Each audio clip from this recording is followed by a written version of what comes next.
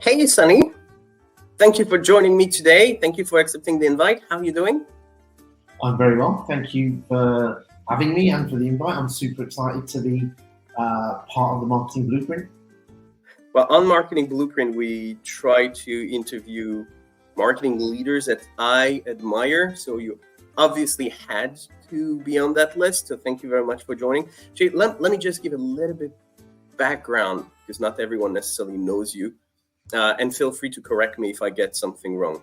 I believe you started your career at Vodafone. You were working on everything content at the time. You moved away from Vodafone for a few other roles to try different aspects of marketing for a while, but you ended up returning to Vodafone, again, doing content in a slightly different role.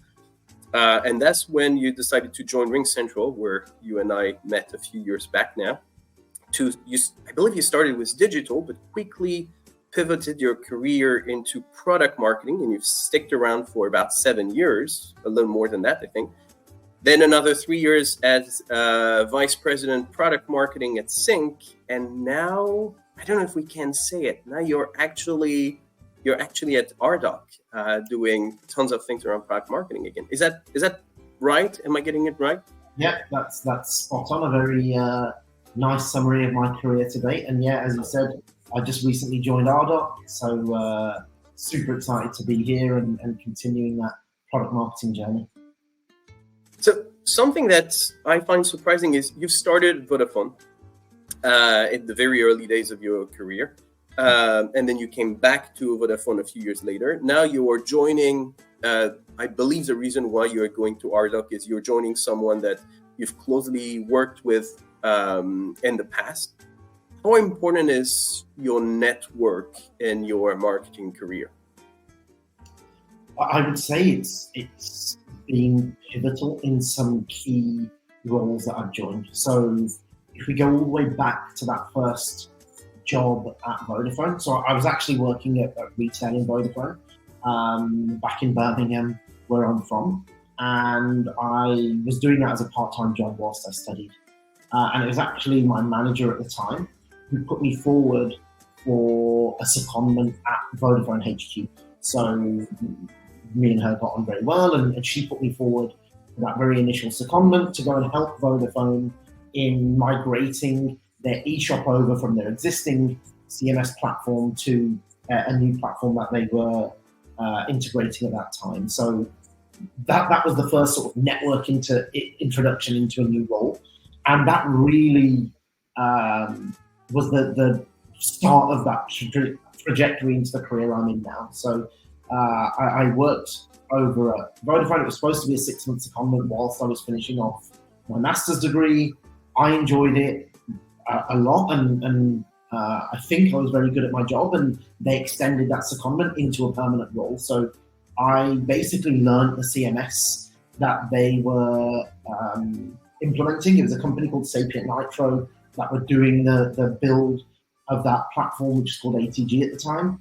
And I worked with them very closely and just learned that platform inside out. So I knew exactly how that CMS worked, how to make changes, how to manage that, and basically at that point became an integral part of delivering the CMS because I just knew the platform very well. So they extended that role there, and that was great. As you said, I then went off and did a few other roles.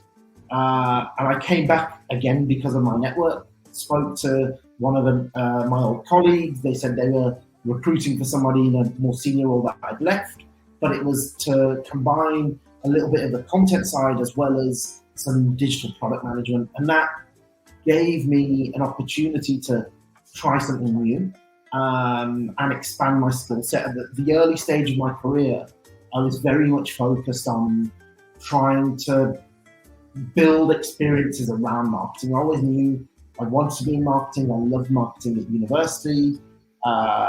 It was a business studies teacher back when I was at high school that really got me into marketing and sort of lit that passion for marketing. So those few roles where I switched were very much around how can I get a better rounded experience around marketing as a whole. And then the Vodafone opportunity came up, and Vodafone was a great place to work. It was super fun. It was a massive organization. The campus in Newbury was brilliant. I absolutely loved it.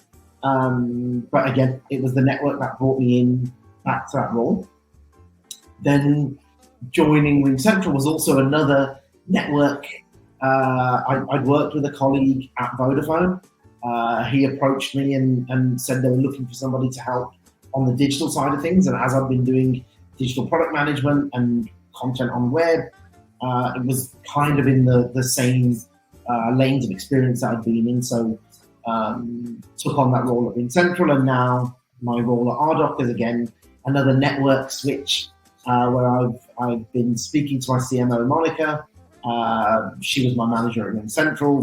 We worked with each other on a couple of various different stints, and she was looking for somebody to help build and develop her product marketing function, and that's what I've really grown a passion for. So it just made sense. So I think building that network is vital. Tools like LinkedIn are super useful for being able to do that. But then going, especially in the product marketing world now, going on meetups, going to events, having opportunities like this again through the network. We knew each other from RingCentral, so I've got the pleasure and privilege of joining you on this podcast. But I think the power of the network, especially as you start to go into more senior roles, is so powerful. And so you should have them, like, we've seen it before, right? You've seen a new senior CMO or CEO comes into an organization, then all of a sudden you get an influx of people that have worked with that person before because that's their trusted network. We saw it happen at RingCentral. I've seen it happen a couple of times at Synch. I'm sure, well, it's happened with me at RDoC, right? I'm coming in with Monica. So I think it's inevitable. The more senior you get, you build that network of trusted colleagues that you can call upon and build that network. And I'm doing the same, right? I'm building my network out in the product marketing world. I've worked with some fantastic people. I'm sure at some point in the future, I'll get the privilege and honor of working with them again. So it does sound like build good relationship with your colleagues. Don't burn any bridges when you leave a job. Keep in touch with those people after you move to a different ship, and you may never have to apply for a role anytime in your career anymore. They might just come to you naturally. That's a pretty good story here that you get. Do you feel you've been incredibly lucky, or is it something that is replicable to other people applying the same recipe, or is it a mix? I think it's a mix. There's always an element of luck, right? I've been very fortunate that I have had a number of jobs which I thoroughly enjoyed. I have made friends at every place I've worked at, which I'm still in contact with the people I worked with at Vodafone, at 𝗲𝗏𝗀, at 𝘁𝗵𝗶𝘀. There's a lot of people that I've still stayed in contact with. So an element of it is luck. You fall into the right team at the right place, but there's also a lot of work that goes into it, keeping those relationships going. We're all very, very busy, but making and taking time out to connect and speak with those colleagues who turn friends is super important. But I think your point there in terms of don't burn your bridges, I think the way you join a company is just as important as the way you leave a company. And we're in roles now which are senior. You have a 3 to 6 month notice period.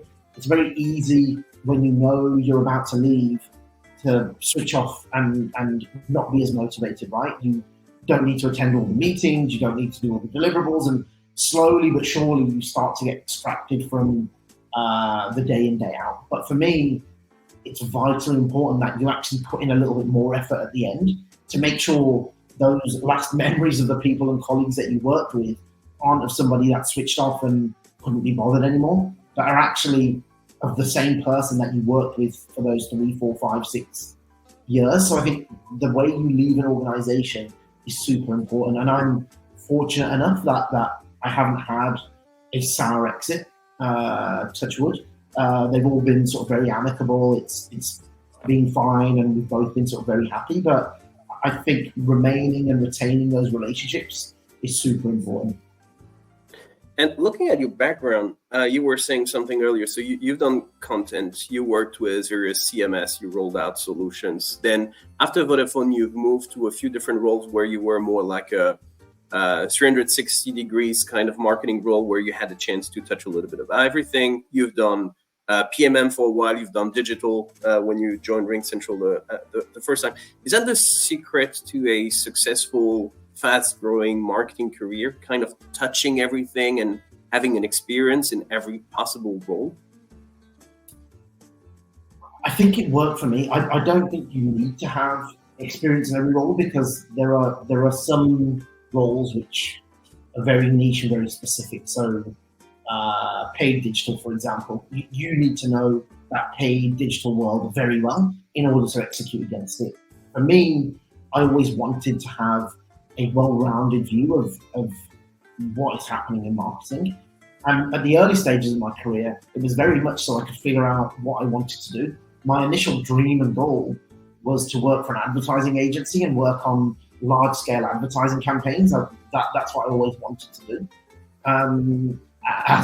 As that didn't come to fruition at the start, my next best plan was then understand what are the other roles within marketing, and where A, can I thrive and do really well in, and B, what will I enjoy? I know I enjoy marketing as a whole, but I hate to say it, but marketing ops isn't one of the most exciting sides of marketing for me. So I needed to find the thing that really stood out and worked for me. But having said that, as I've moved into more senior roles, I've had the opportunity of also managing different types of organizations. So at RingCentral, where I left, I was interim head of international marketing, where it was important that I knew all of those other elements to a certain degree, so that I could then make informed decisions.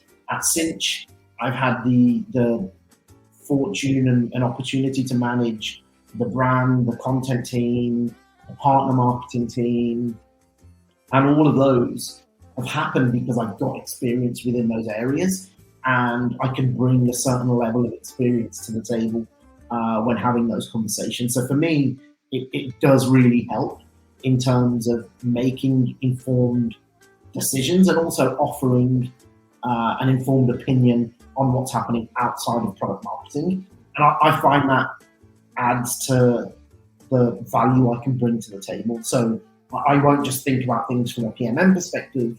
I also like to think about how it impacts other parts of the marketing organization for sure, but then also from the sales perspective and customer success. So I think it's helped me become a more well-rounded marketer. So that's interesting what you're saying, because so first of all, I have similar experiences. I've been lucky enough to touch many different aspects of marketing, and I do really feel that it's giving a real advantage to lead a team and talk with other departments as well, simply because you have that multi-point of view that you can put yourself in other people's shoes and understand why something is possible, something is not possible, and all that. That I agree with. However, I had a conversation recently with someone in marketing who was looking for a career change, still in marketing, but moving from one role to another. And the struggle is, how do you get companies to trust you?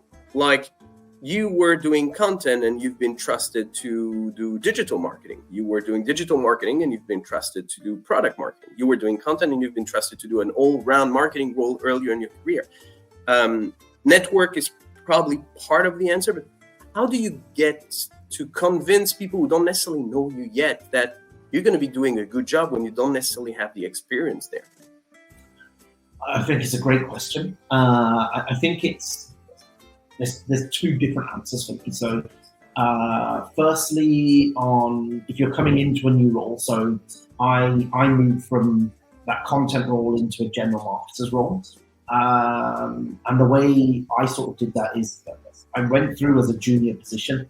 I first applied for a graduate scheme, and through that process was offered a permanent role and took it from there. So I think if you're looking externally to make that shift into a new career, as ordinary and plain as it sounds.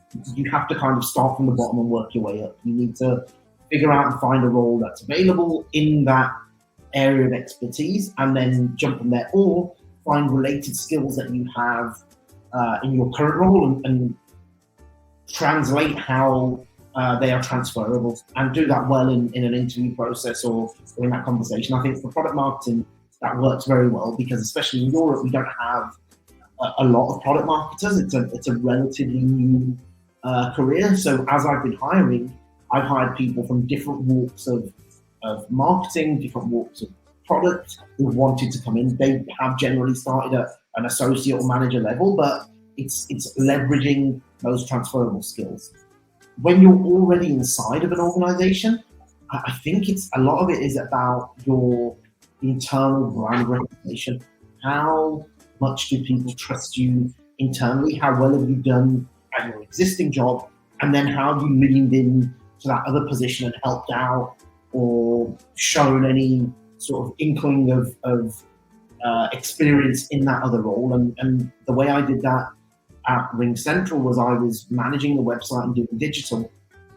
But when I joined, RingCentral outside of North America in Europe was 10 people. So our marketing team was 2 people, and we had to do everything. So I was helping with events, I was doing sales enablement, I was doing one-pages and data sheets. So I was already kind of doing a PMM job. I just didn't know it. I didn't know what PMM was before I joined RingCentral. I was fortunate enough that RingCentral had a world-class product marketing team in the US. And I learned from them and replicated a lot of the things they were doing. So I was then trusted to make that shift from digital to product marketing. But I've also seen in my career where I've been managing people, they've come to me and asked, like, if you need any support on these projects, I'd love to help, or I'd love to get involved, I'd love to learn from the team. And it's that kind of, when you see somebody like that, you know that they've got the drive and motivation to do it. I've also, on the other hand, had people approach me and say, I want to join this team because it pays more than I'm currently on. That for me is the wrong approach, and I'm less likely to try and drive and support that person because their motivations are different. I don't know if they're going to be very good at doing that role, whereas somebody who wants to learn and wants to drive, you've then built that internal brand and reputation of somebody that will go over and above to go and get what they want to get and what they want to achieve. So I think it's twofold there. It depends on where you're coming at that question. So talking about reputation, your reputation back in the days from working with you was a workaholic reputation. I remember you working almost 24/7. We could send you a message anytime, day, night, weekends, whatever. You'd find a way to respond and help out. You've had a kid since. Is it still part of your DNA? Did you learn how to build boundaries? And what do you expect from your teams? Is it, the balance between private and personal and professional life? Is it getting more and more important? And is it necessary to be workaholic at the beginning of your career in order to progress, or is there a way to do without it? It's another great question. I'm definitely a self-confessed workaholic. When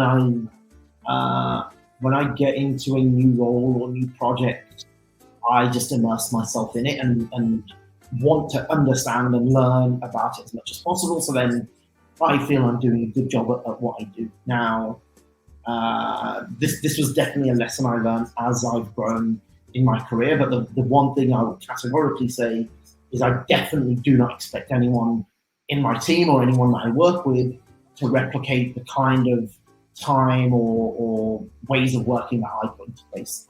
I put those into place for myself because it's just the nature of who I am. It helps me to manage my deliverables. It helps me to be who I am. And I am that workaholic, right? I need to know that I'm on top of everything I'm doing and I'm in control. It gives me that nature of, like, I know what's going on and I can execute to the best of my ability because I know that. When I was a lot more junior in my career, I used to get frustrated where I felt people weren't putting in the same effort that I was putting in. And I've learned since then that was wrong. I put in the amount of effort I put in because I want to, and it's what I want to achieve. Everybody has to do what they have to do, and the best way they do it. I think, to your question around having a child and has that mellowed me out or changed me, it's changed my priorities. And one thing I've been very thankful for is my CMO at Synch, my previous role, Jonathan, is a very big advocate of people, and he's constantly said the role that we're doing isn't life or death. There are much more important things that are happening in the world and in your life that sometimes you just have to take a step back and focus on what's important. Some of those things for me, unfortunately, have come to fruition. I had a few sort of personal issues that have meant that I had to take a little bit of time away from just being a workaholic and jumping in. And at that point, for me, it was my team that jumped in and just picked everything up whilst I was gone. It shows you that you're not the most important person in that organization or that world. Things will continue to happen whether you're there or not. So they may be a little bit slower, they may be a little bit different, but they will continue to happen. The world still goes round. But what it has focused me to do, and Synch allowed me to do this, is reprioritize the way things work. So I'm in my role at Synch, I was hybrid, and that's carried on at Ardagh. And a lot of that is thanks to COVID. Probably one good thing that came out of it is the rise of hybrid work and the change in priorities of the way people work. But I'm able to take my son to nursery and preschool in the morning. I come back, log on and do my day's work. I then finish at about 5 o'clock and go and pick him up, and then spend quality time with him. I play with him, we eat together as a family, we have bedtime together, and then once he's asleep, I will then come back and pick up and carry on with work and do a few more hours, and if there's a lot on, work into the late evening. But again, that's a personal choice. Ardagh don't ask me to do that, Synch don't ask me to do that. It's something that I want to do to get ahead. I think, does being a workaholic help you get ahead? Sure it does. Like, you work a lot harder, you get more things done, but there's also negative aspects of being a workaholic. You don't spend time with your family, you don't prioritize the right things. Sometimes you're just doing work for the sake of being busy. Working 20 hours a day compared to 8 hours a day doesn't mean you're getting more done.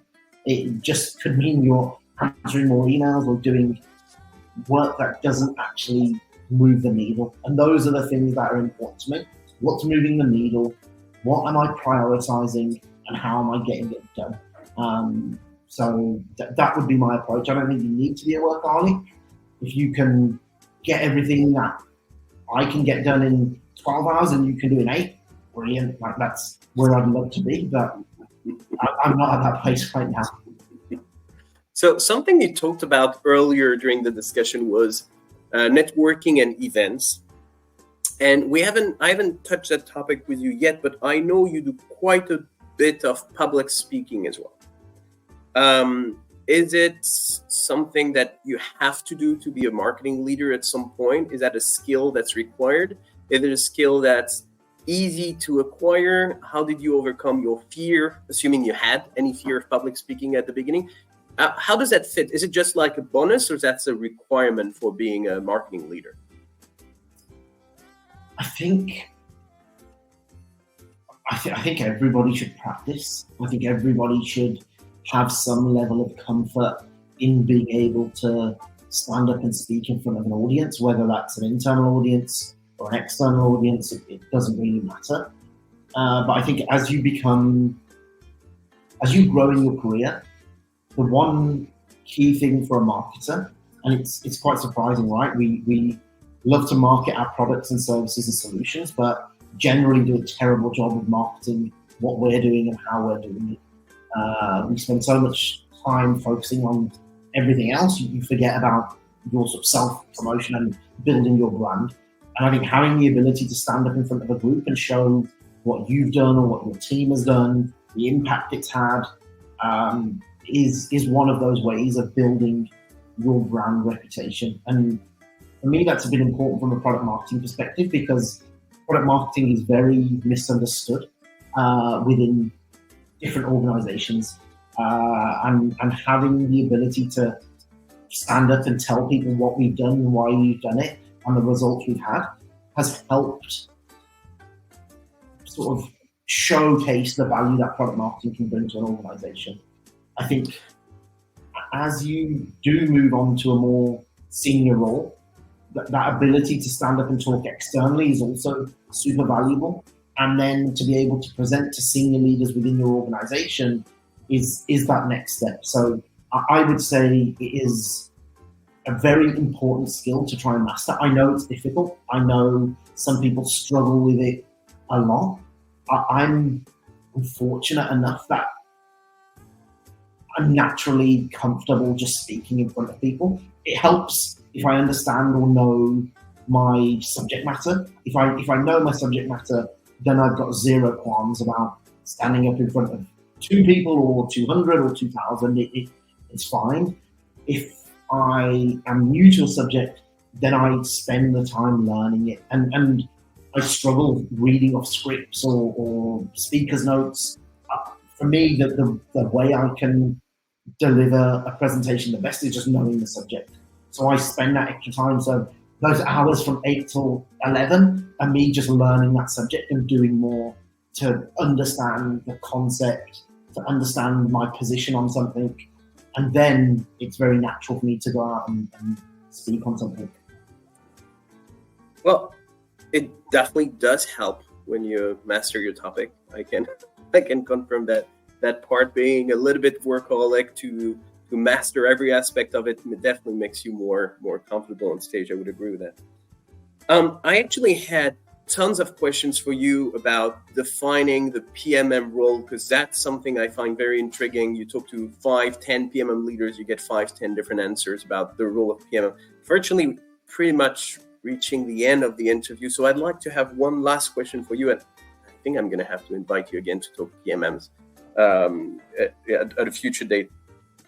If you could give one single piece of advice for fresh marketers starting their career in marketing, with all the experience you have, with all the mistakes you've probably made throughout your career, what would be that piece of advice you'd give young marketers who want to build a career and basically be in your shoes a few years down the road?